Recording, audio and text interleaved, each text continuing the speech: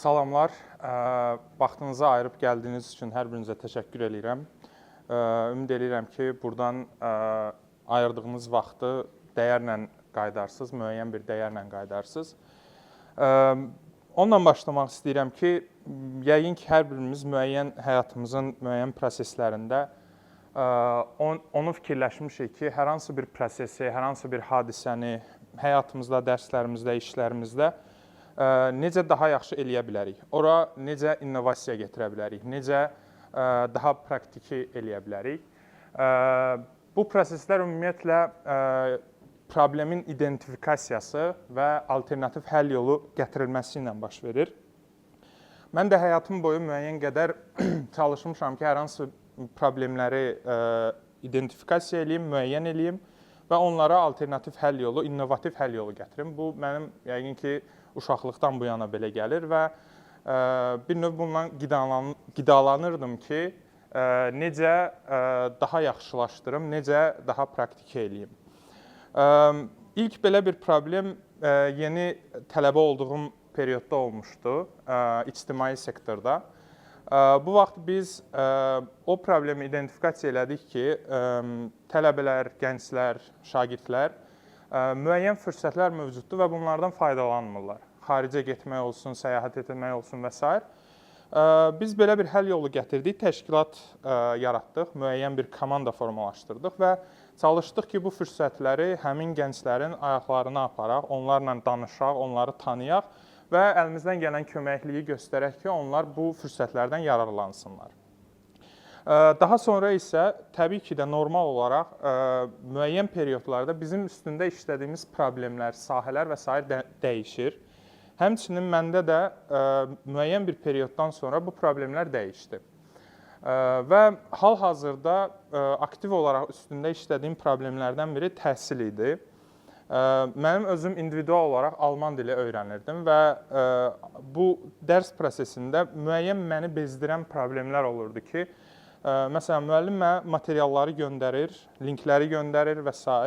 Mən hər dəfə bunları təkrarlamaq üçün, açmaq üçün məcbur qalırdım ki, onu scrollayım, hardansa tapım və bunu həyata keçirim, yerinə yetirim. Və o vaxt elə ideya buradan doğdu ki, həmin problemdən doğdu ki, bəs biz necə eləyə bilərik ki, müəllimlər biraz tələbələrinin qayğısına qalsınlar, daha alternativ, daha rahat, praktiki yollar bizə versinlər. Və bu vaxt bizim startup ideyamız doğuldu ki, biz individual repetitorlar üçün, individual müəllimlər üçün bir platform yarada bilərik ki, onlar öz dərslərini daha strukturik, daha rahat şəkildə tələbələrinə çatdırsınlar. Təbii ki, bu platformalar, LMS platformalar dediyimiz learning management sistemlər mövcuddur. Amma individual müəllimlər üçün bunu yaratmaq çox əziyyətlidir. Çünki müəyyən bir maliyyən olmalıdır, müəyyən bir texniki bilgin olmalıdır və s.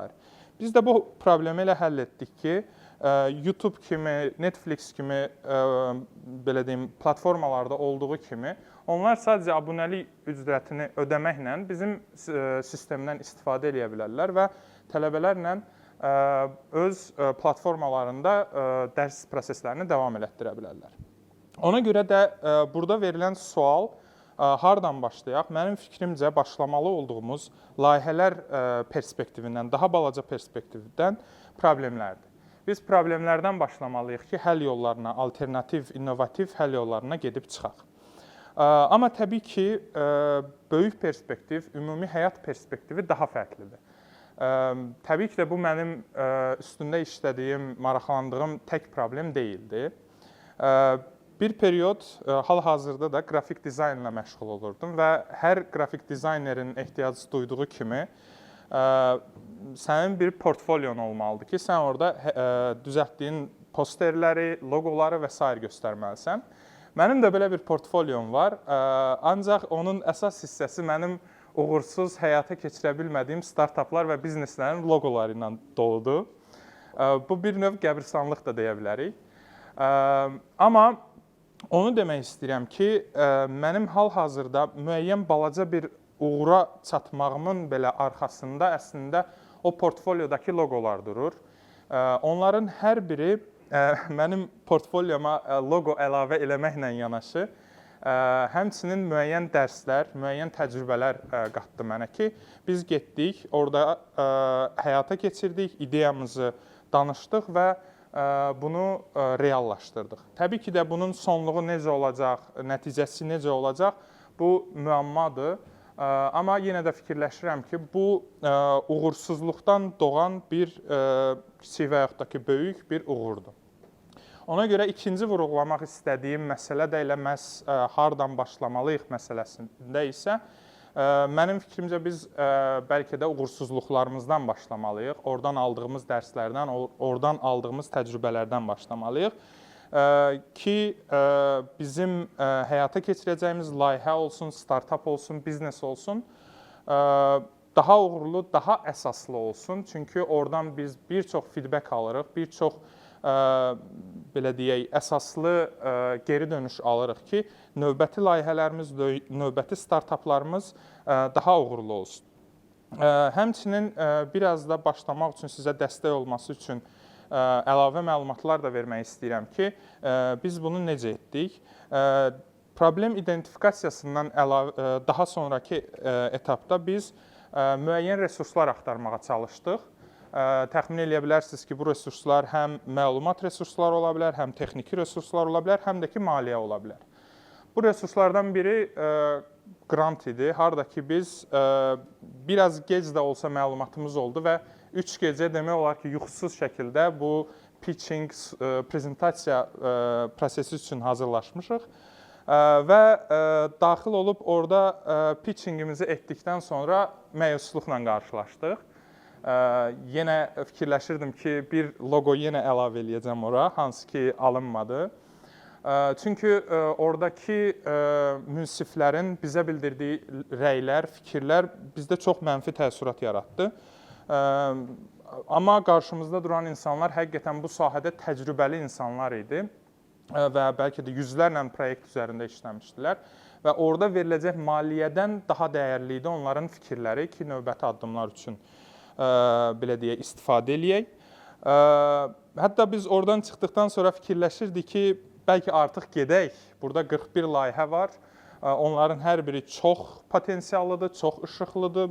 Yəni, biz onlara rəqib ola bilmərik. Amma necə oldusa qərar verdik ki, yox, getməyək, qalaq. Ən azından oradakı qalib layihələri görək və gələn il üçün istifadə eləyək. Bir növ pozitivliyimizi qoruduq. Daha sonra münsiflər çıxdılar, orada anons eləməyə keçid eləyəndə dedilər ki, qaliblərdən biri təhsil platformasıdır. Hələ adımızı deməyiblər. Biz də arxa hissədə fikirləşirik ki, deməli bizdən başqa platforma da var burada.